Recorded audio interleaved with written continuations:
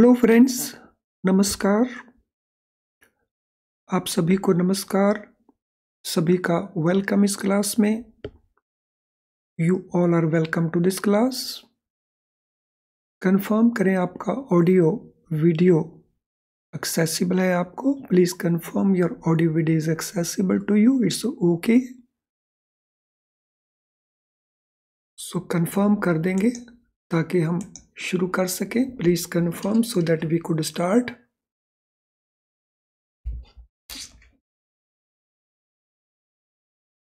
Yes, मैं wait कर रहा हूं आपके कंफर्मेशन का।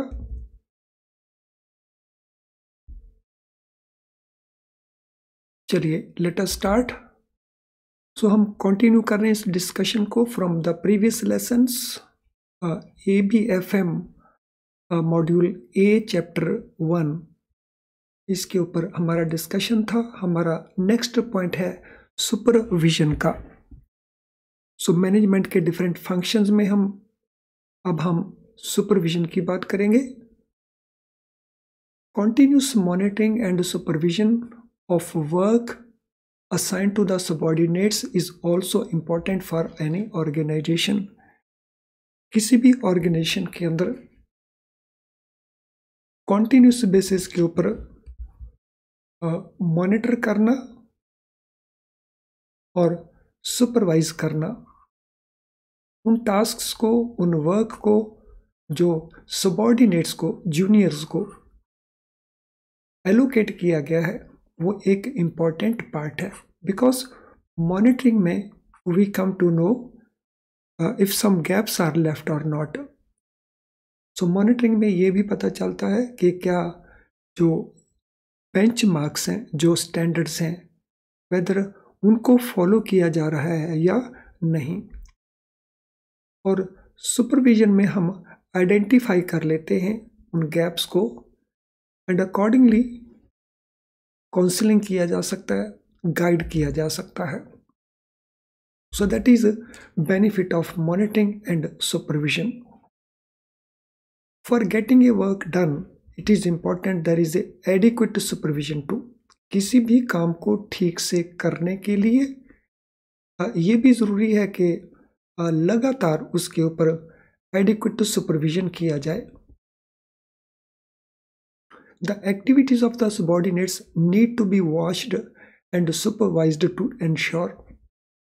जो subordinates की activities हैं, subordinates means juniors, so जो juniors की activities हैं उनको watch करना और उनको supervise करना, इससे सुनिश्चित किया जा सकता है। तो क्या सुनिश्चित किया जा सकता है? 3 things। 1, proper quality of goods manufactured. तो अगर वो एक मैन्युफैक्चरिंग कंसर्न है तो proper quality of goods manufacture हो सकती है। अगर वो सर्विसेज कंसर्न है तो then to deliver quality services, जैसे within the banks it is the services and there are many organisation जो गुड्स को मैन्युफैक्चर करते हैं, तो उनका जो क्वालिटी पार्ट है तो that can be ensured. And तीसरा, to achieve targets laid down by the top management. So top management ने जो टारगेट बनाए हैं ऑर्गेनाइजेशन को आगे लेके जाने के लिए, उन टारगेट्स को भी इसकी हेल्प से अचीव किया जा सकता है। Supervision helps in ensuring that the subordinates perform their functions properly and do their work in time and according to laid down norms and standards। So supervision help करती है। कहाँ हेल्प करती है?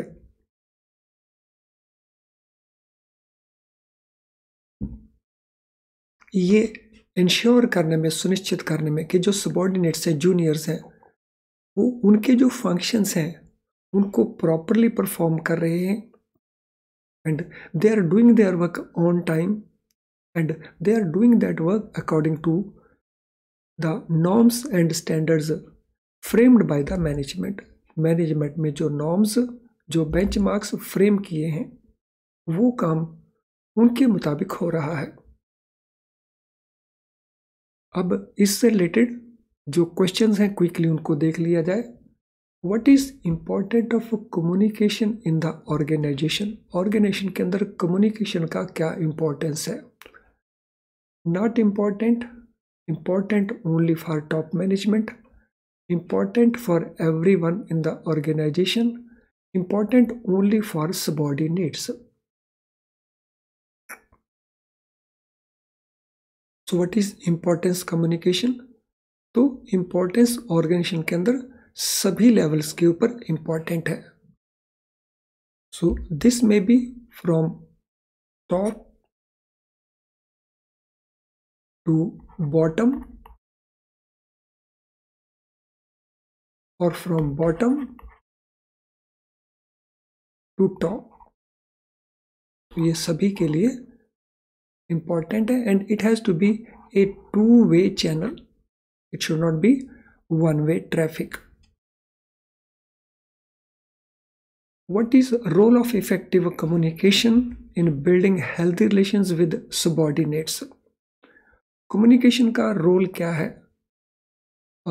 Effective communication का healthy relations build करने में subordinates के साथ. So इसकी options को हम देख सकते हैं.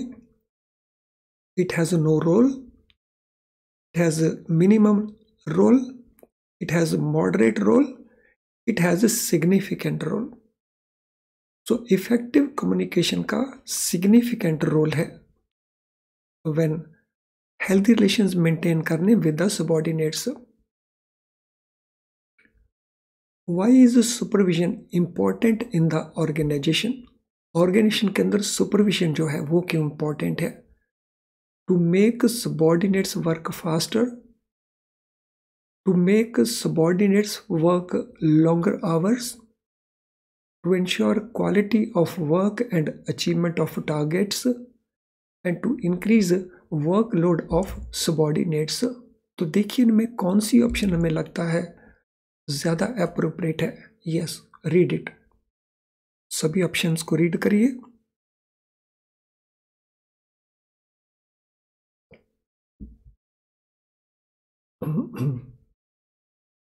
So it is to ensure quality of work and achievement of targets. Then the answer C.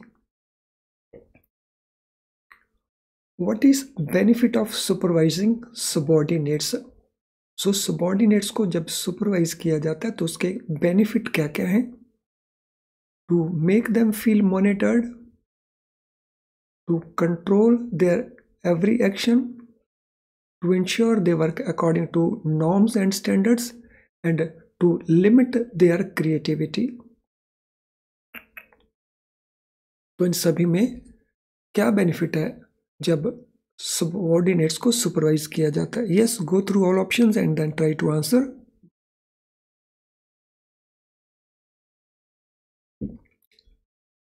So answer हमारा बन जाएगा टू मेक श्योर कि वो according to norms and standards काम कर रहे हैं. So answer C is the right answer here. अब हम मैनेजमेंट का next function that is controlling function क्या है? We shall talk about controlling function. Proper controls are required to be ensured that actions taken by management help in achievement of organizational goals. तो जो controlling part है वो क्यों ज़रूरी है? Proper control is required to ensure that actions taken by the management help in achievement of organizational goals. तो management को help करती है कि जो ऑर्गेनाइजेशनल के गोल्स हैं वो सुनिश्चित हो जाएंगे अगर प्रॉपर कंट्रोल है. An effective controlling function will be preceded by proper planning. अगर हमने किसी भी कंट्रोलिंग फंक्शन को इफेक्टिव बनाना है तो उसके लिए ज़रूरी है उससे पहले, सो प्रिसीडिंग होता है उससे पहले, तो it should B preceded by proper planning. उससे पहले प्रॉपर प्लानिंग होना चाहिए तो फिर इफेक्टिव कंट्रोल फंक्शन पॉसिबल हो सकता है. Activities undertaken by the management must be on the right track and in line with plans, targets, objectives of the organizations. तो जो एक्टिविटी मैनेजमेंट की हैं, जो मैनेजमेंट एक्टिविटीज कंडक्ट करती है, तो वो राइट ट्रैक के ऊपर होनी चाहिए, in line with the plans होनी चाहिए, इन लाइन्स विद द टारगेट होनी चाहिए, और जो ऑर्गेनाइजेशन के ऑब्जेक्टिव्स हैं उनको अचीव करने के पॉइंट ऑफ व्यू से होनी चाहिए। सो जितनी भी एक्टिविटी मैनेजमेंट की हैं तो वो सही दिशा में जानी चाहिए, सही लाइन में रहनी चाहिए, जो उन्होंने प्लान्स बनाए हैं, टारगेट्स बनाए हैं, और जो ऑर्गेनाइजेशन के ऑब्जेक्टिव्स हैं। Control function deals with monitoring and measuring of performance of people, comparing them with pre decided standards and projections. So control function किसके साथ डील करता है? सो ये डील करता है मॉनिटरिंग को। मॉनिटर क्या करना है? सो परफॉर्मेंस को मॉनिटर करना है और मेजर करना है परफॉर्मेंस को, और फिर कंपेयर करना है with pre decided standards and projections. तो पहले से जो मापदंड तय किए गए हैं, बेंचमार्क्स तय किए गए हैं, उनके साथ उस परफॉर्मेंस को कंपेयर करना है। This also involves variance analysis and taking remedial measures for achieving the planned target. Variance analysis एक statistical tool है, तो इसमें variance analysis conduct किया जाना चाहिए, और उसके बाद जो deficiencies हैं, gaps हैं, जो identify होंगे, उनको remove करने के लिए remedial measures लिए जाएंगे to achieve the planned target.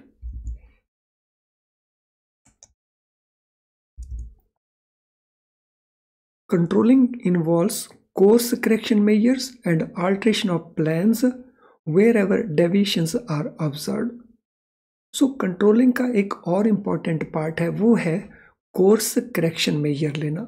यानी अगर जो direction है, अगर organization on right track नहीं है और in line with the plans, targets और objectives नहीं है, तो फिर corrective measures लिए जाएंगे, और अगर ज़रूरत पड़े तो जो प्लान्स हैं उनको आल्टर किया जाएगा, तो जहां जहां डेविएशंस को ऑब्जर्व किया गया।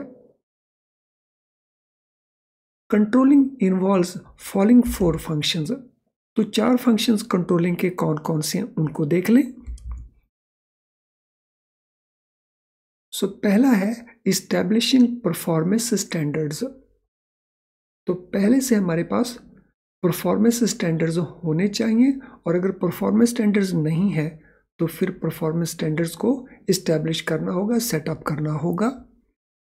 In the absence of performance standards, तो मेजरमेंट इज नॉट पॉसिबल कि जो सबऑर्डिनेट्स हैं वो कैसे परफॉर्म कर रहे हैं। Measuring of actual performance. So performance standards के बेसिस के ऊपर जो इंडिविजुअल एम्प्लॉइज हैं, सबऑर्डिनेट्स हैं, उनकी परफॉर्मेंस को मेजर करना। तो that is a second step of controlling. Comparison of actual performance against established norms. तो तीसरा पार्ट है मेजरमेंट के बाद कंपेयर करना। तो एक तरफ एस्टैब्लिश्ड स्टैंडर्ड्स रखना, दूसरी तरफ एक्चुअल परफॉर्मेंस, और फिर दोनों को कंपेयर करना। एंड फाइनली जहां जहां गैप्स हैं डिजायर्ड ऑब्जेक्टिव को अचीव करने में, तो उसके लिए करेक्टिव एक्शंस को इनिशिएट करना। तो ये 4 इंपॉर्टेंट स्टेप्स हैं जो कंट्रोलिंग इन्वॉल्व करता है।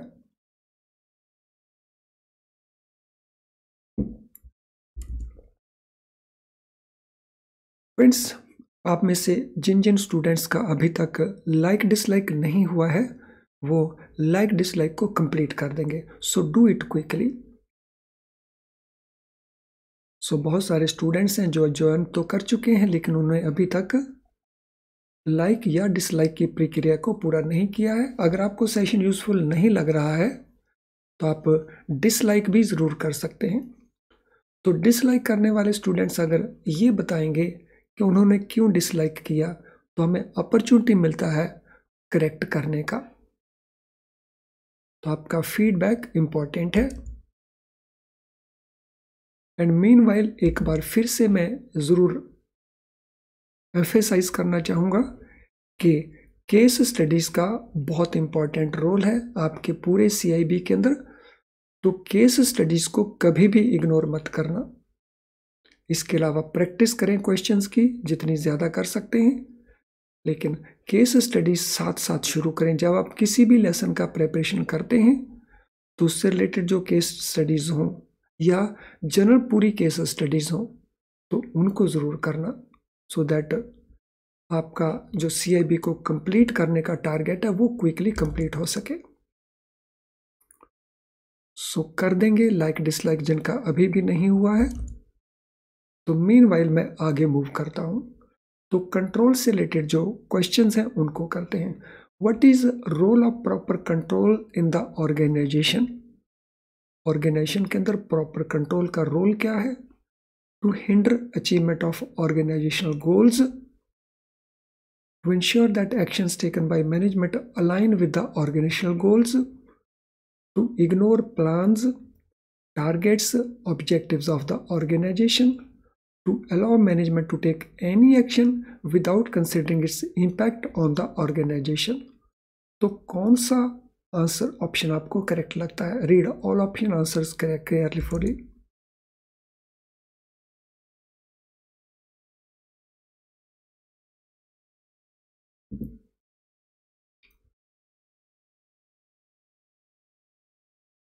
So yes, to ensure that action taken by management align with organizational goals, तो option B is the right answer here।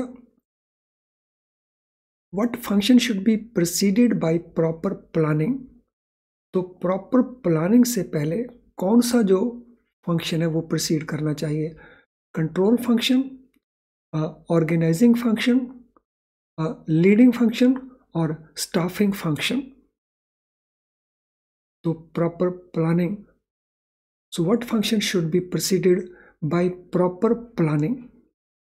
तो it should be what function should come after proper planning? तो it should not be preceded, तो it should be succeeded। तो what function should be succeeded by proper planning? so proper planning से बाद आता है हमारा controlling function. अगर proper planning है तो कंट्रोलिंग फंक्शन इफेक्टिव हो सकता है। तो यहाँ पे प्रोसीडेड नहीं, तो it should be succeeded. What does control function deal with? Control function किसके साथ डील करता है? Developing plans for the organization के साथ, असाइनिंग टास्क टू एम्प्लॉयज के साथ, monitoring and measuring performance of people के साथ, या क्रिएटिंग जॉब डिस्क्रिप्शंस के साथ। Yes, read all options carefully and then try to answer।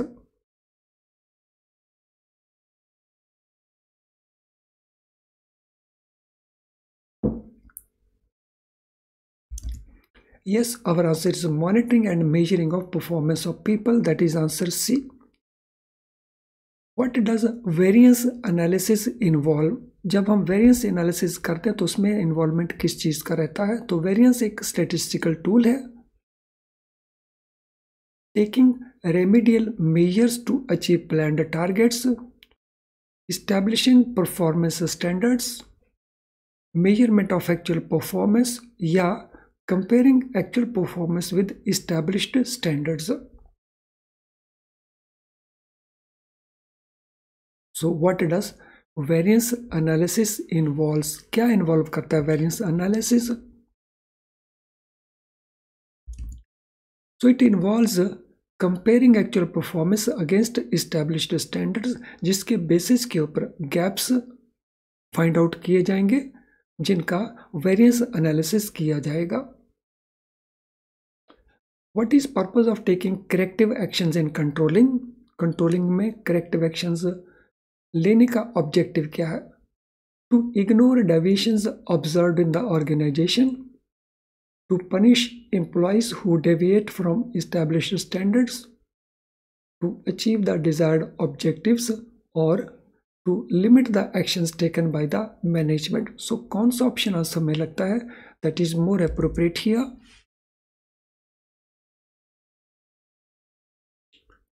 तो it is C, to achieve the desired objective. So जब हम करेक्टिव एक्शंस लेंगे कंट्रोलिंग में तो उसका पर्पस है हमें जो डिजायर्ड ऑब्जेक्टिव्स हैं उनको अचीव करना। What are 4 steps involve in controlling? Controlling में 4 स्टेप्स इन्वॉल्व कौन कौन से हैं? Establish performance standards, measure actual performance, assign task and take corrective action, या developing plans, monitor performance, compare performance and firing the employees. Establishing performance standards, measuring actual performance, comparing actual with established standards and taking corrective actions. या assigning tasks, comparing actual performance against established standards, taking corrective actions और establish performance standards. तो कौन सा option हमें लगता है that is appropriate? Question number 6।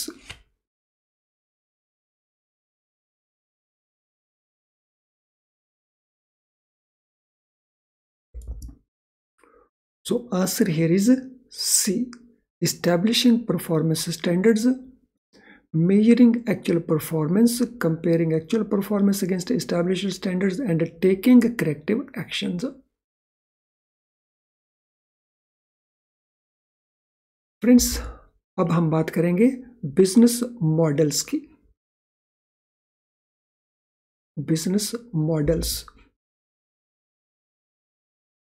So business models क्या हैं? बिजनेस मॉडल्स हैं the way business should be conducted. Business को कैसे कंडक्ट किया जाए तो उसको हम कहते हैं बिजनेस मॉडल। तो बिजनेस मॉडल में क्या क्या प्रोसेसेस होंगे बिजनेस के ऑब्जेक्टिव्स को अचीव करने के लिए, और बिजनेस मॉडल किसके ऊपर बेस्ड रहता है, किसके ऊपर डिपेंड करता है बिजनेस मॉडल? तो बिजनेस मॉडल क्या होना चाहिए वो डिपेंड करेगा the type of clients to be served, यानी हमारा जो टारगेट मार्केट है, टारगेट मार्केट क्या है? सो टारगेट मार्केट में रिटेल मार्केट है, होलसेल मार्केट है,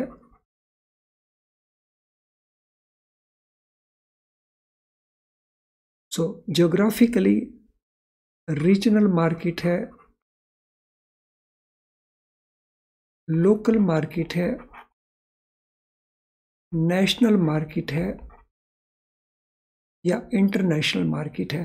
सो हम किस तरह के क्लाइंट्स को सर्व करने जा रहे हैं? So the type of client the business is likely to serve. तो ये एक इम्पॉर्टेंट कंपोनेंट है किस तरह का बिजनेस मॉडल होना चाहिए उसके लिए। प्रोडक्ट ऑफरिंग, इस मार्केट को अट्रैक्ट करने के लिए, इस मार्केट में पेनिट्रेट करने के लिए प्रोडक्ट ऑफरिंग्स क्या क्या होंगी, यानी क्या क्या प्रोडक्ट्स हमें ऑफर करने हैं। सो प्रोडक्ट्स का रेंज क्या होगा, प्रोडक्ट्स का वैरायटी क्या होगा,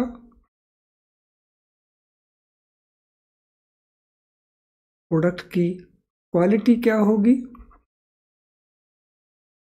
इकोनॉमी क्वालिटी होगी या उसकी प्रीमियम क्वालिटी होगी।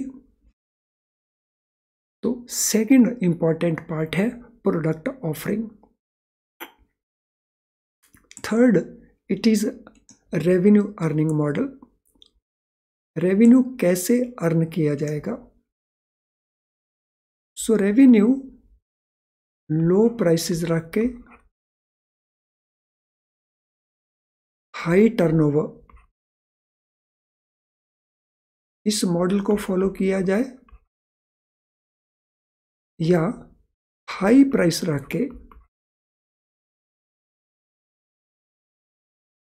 लो टर्न के साथ ज़्यादा रेवेन्यू अर्न किया जाए। तो रेवेन्यू अर्न करने का मॉडल क्या रहेगा?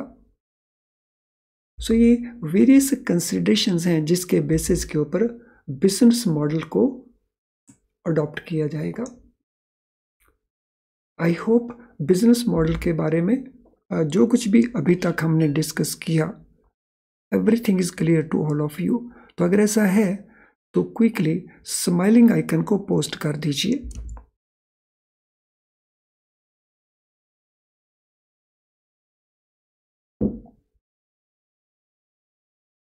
तो कंफर्म कर दीजिए by posting the smiling icon, ताकि मुझे कंफर्मेशन मिल जाए you are able to take benefit of everything whichever we are discussing.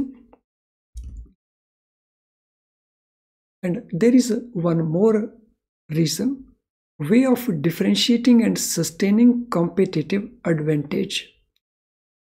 तो हमारा जो competitive advantage रहेगा वो दूसरों से कैसे अलग होगा? तो हमारी USP क्या होगी, यूनिक सेलिंग पॉइंट क्या होगा, और किस तरह से उसको सस्टेन कर पाएंगे? तो the way of differentiating and sustaining competitive advantage, हम कॉम्पिटिटिव एडवांटेज लेना चाहेंगे, उसको सस्टेन भी करना चाहेंगे, लेकिन that should be different from others. तो जो हमारा प्रोडक्ट होगा, जो हमारी मार्केटिंग होगी, सो वो हमारा यूनिक सेलिंग पॉइंट होना चाहिए। तो इसके ऊपर भी बिजनेस मॉडल डिपेंड करेगा। And lastly the manner in which product और सर्विसेज आर प्रोवाइडेड, तो यहाँ पे डिलीवरी एस्पेक्ट है। सो जो हमारी प्रोडक्ट्स होंगी, मीन्स जो हमारी गुड्स होंगी या हमारी सर्विसेज होंगी, उनको किस तरह से हम डिलीवर करेंगे कस्टमर को। तो ये सारे के सारे एस्पेक्ट्स बिजनेस मॉडल कैसा होना चाहिए, इसको कुल मिला के निर्धारित करते हैं। A business model covers important operational characteristics and key structural features of the business. So जो business model है किसको कवर करेगा? So जितने भी operational aspects हैं, operational characteristics हैं किसी भी business के, और जो उसके key structural features हैं business के, तो उन सभी को ये business model कवर करेगा। A simplest business model is a model which helps the management to sell the goods or services at a profit, but such models may or may not work. तो अगर simplest अगर simplest business model adopt किया जाए किसी भी organisation के अंदर, तो ये मैनेजमेंट को हेल्प करेगा कि वो गुड्स को सेल कर सके, सर्विसेज को प्रोवाइड कर सके एट ए प्रॉफिट। लेकिन इस तरह का मॉडल लॉन्ग टर्म में हो सकता है काम कर सके, और ये भी हो सकता है वो काम ना कर सके, यानी वो मॉडल एक सस्टेनेबल मॉडल ना हो। वो सिंपल तो ज़रूर होगा और मैनेजमेंट की हेल्प भी करेगा, लेकिन उसका जो सस्टेनेबिलिटी पार्ट है, so that may remain doubtful. Well friends, इस लेसन को हम यहीं पे वाइंड अप करेंगे। इसको हम कंटिन्यू करेंगे बिजनेस मॉडल्स को और डिटेल्स में डिस्कस करना next part of the lessons के अंदर। तो अभी मैं इस पार्ट को वाइंड अप करूंगा, लेकिन वाइंड अप करने से पहले आज के इस लेसन से रिलेटेड अगर आपके कोई क्वेश्चन हो तो कमेंट बॉक्स में आप उसे टाइप कर सकते हैं। इस वीडियो लेसन का जो कमेंट बॉक्स नीचे अवेलेबल है, तो वहाँ अपने कमेंट्स दे सकते हैं, क्वेश्चन की फॉर्म में भी पूछ सकते हैं। अगर आपकी कोई जनरल क्वेरी है अदर देन टुडेज लेसन, तो उसके लिए आप हमें यहाँ पे ईमेल कर सकते हो। ये हमारा ईमेल आईडी है। और एक थर्ड विंडो हमारा है कम्युनिकेशन के लिए, तो वो है हमारी ऐप का मैसेज बॉक्स। हमारी ऐप के मैसेज बॉक्स के अंदर भी आप अपने मैसेज को टाइप कर सकते हो, and we will suitably answer. जो भी आप पूछना चाहेंगे हम उसको प्रॉपरली आंसर करेंगे, सो दैट आपकी हेल्प हो सके। तो अभी हम वाइंड अप करते हैं इस सेशन को, तो इसकी डिस्कशन हम आने वाले लेसन्स में कंटिन्यू करेंगे। Thank you friends, all the best.